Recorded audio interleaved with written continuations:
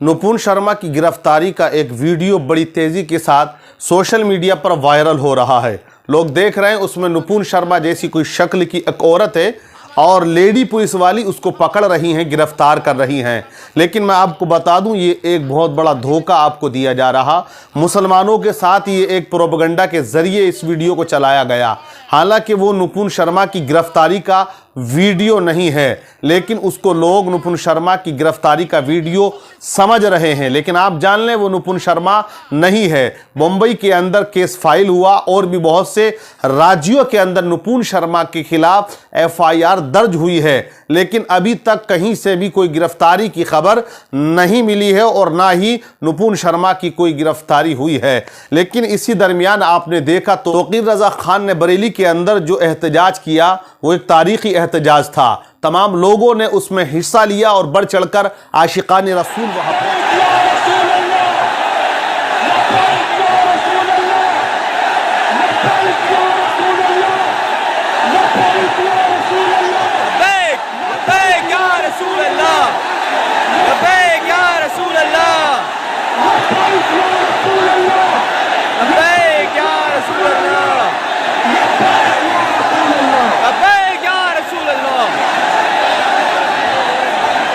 Media ने वो अग्निपथ जो लोग ट्रेनों को फूंक रहे और न जाने किस तरह से सरकारी संपत्ति को करोड़ों का नुकसान उन्होंने पहुंचाया, उसको छोड़ दिया। उस मैटर पे कोई किसी ने गुफ्तगू ना की और तौकीर रजा के पीछे तमाम सोशल मीडिया पड़ जाता है। आप देखिए किस तरह से आज हमारा नेशनल मीडिया, जिसे गोदी मीडिया कहते हैं, मुसलमानों के पीछे हाथ धोकर नहीं पड़ा बल्कि नहा धोकर पड़ा हुआ है। जब कोई मामला मुसलमानों से जुड़ा होता है तो उसको किस एंगल से ये लोग पेश किया करते हैं, और वहीं पर अगर कोई दूसरे समुदाय के लोग या नौजवान ट्रेनों में आग लगाएं या एहतजाज करें या हंगामा आराई करें, बसों को जलाएं, ट्रकों को जलाएं, लोगों को परेशान करें और न जाने कितनी सरकारी संपत्ति को नुकसान पहुंचाए, तो उनके लिए क्या टाइटल दिया जाता है। इससे पिछले हफ्ते आपने देखा कि मुसलमानों ने नुपुन शर्मा के खिलाफ जो एहतजाज किए और उसकी गिरफ्तारी की मांग की है, उसके मामले को लेकर किस तरह से मीडिया ने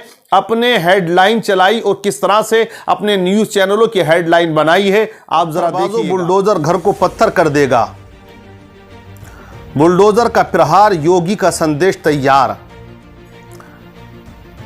क्यों चलाई गोली, मौलाना की कैसी बोली, बुलडोजर घर घर, दंगाई थर थर। योगी राज में दंगाइयों पर प्रहार, ऑर्डर क्लियर, गुनाह पत्थर तो सजा बुलडोजर। जब यहाँ मुसलमानों की बात आती है तो उनको पत्थरबाज, दंगाई, न जाने क्या क्या कहा जाता है और उनके ऊपर बहुत सारे इल्जामात लगाए जाते हैं। बुलडोजर की बात होती है, घर तोड़ने की बात होती है और घरों को तोड़ा भी जाता है। ये किसी से छुपी हुई बात नहीं है। जब यही अग्निवीर निकलते हैं और उसके बाद जो एहतजाज करते हैं, किस तरह से 30 करोड़ से ज्यादा सरकारी संपत्ति का ये नुकसान करते हैं, उसके बावजूद क्या हेडलाइन आज हमारी गोदी मीडिया चलाती है, जरा देखिएगा। आक्रोश का अग्निपथ, क्यों भड़के अग्निवीर, अग्निपथ योजना की अग्नि परीक्षा, अग्निपथ योजना से फायदा या नुकसान, अग्निपथ के खिलाफ विरोध, भारी तोड़फोड़ जारी, अग्निपथ यूपी से बिहार तक बवाल, आक्रोश का अग्निपथ, अग्निपथ से शहर शहर आक्रोश, संपर्क क्रांति जलाने वाले क्रांतिकारी हैं। तो आपने देखा किस तरह से यह हेडलाइन नेशनल मीडिया, गोदी मीडिया चलाया करता है, किस तरह से एक समुदाय को टारगेट किया जाता है। और यूपी पुलिस के सबसे बड़े अधिकारी से जब बात होती है तो मीडिया से वो किस तरह से हंगामा आराई करने वालों को और उन लड़कों को जो तोड़फोड़ करते हैं और सरकारी संपत्ति को नुकसान पहुंचाते हैं, किस तरह से उनको अपना बेटा, अपने परिवार का हिस्सा, समाज का हिस्सा, किस तरह से वो इंटरव्यू दे रहे हैं, आप देखिएगा। हैं ये किसी बाहर के बच्चे नहीं हैं, इनको समझाने की ज़रूरत थी, इनको समझाया जा रहा है। इनको ये भी स्पष्ट किया जा रहा है कि जो सरकार की नीति है उसमें मात्र 3% अग्निवीर के माध्यम से रिक्रूटमेंट है, बाकी 97% जो रिक्रूटमेंट है वो ट्रेडिशनल रिक्रूटमेंट है, लॉन्ग टर्म का रिक्रूटमेंट है। तो इस तरह की भ्रांतियाँ जो सोशल मीडिया के माध्यम से हमारे युवाओं के बीच में फैली है, मैं आपके चैनल के माध्यम से चाहूँगा कि इसको आप टेलीकास्ट करें कि ज़्यादा से और ज़्यादा यही मामला जब मुसलमानों से जुड़ा होता है, हालांकि जितने एहतजाज यूपी के अंदर या हिंदुस्तान में हुए नुपुर शर्मा की गिरफ्तारी को लेकर, कहीं पर भी किसी मुसलमान ने सरकारी संपत्ति को कोई नुकसान नहीं पहुंचाया, लेकिन पता यह चला कि जो मीडिया है गोदी, वो सिर्फ मुसलमानों को टारगेट करता है। इतना सा भी कोई इनको एक बहाना मिल जाए, ये उसका पहाड़ बना दिया करते हैं। तो इसलिए मुसलमानों को बड़ा होशियार रहने की जरूरत है। और मैं तो ये कहूंगा कि मुसलमानों को भी अपने इसी तरह के चैनल चलाने की जरूरत है और चैनल बनाने की जरूरत है।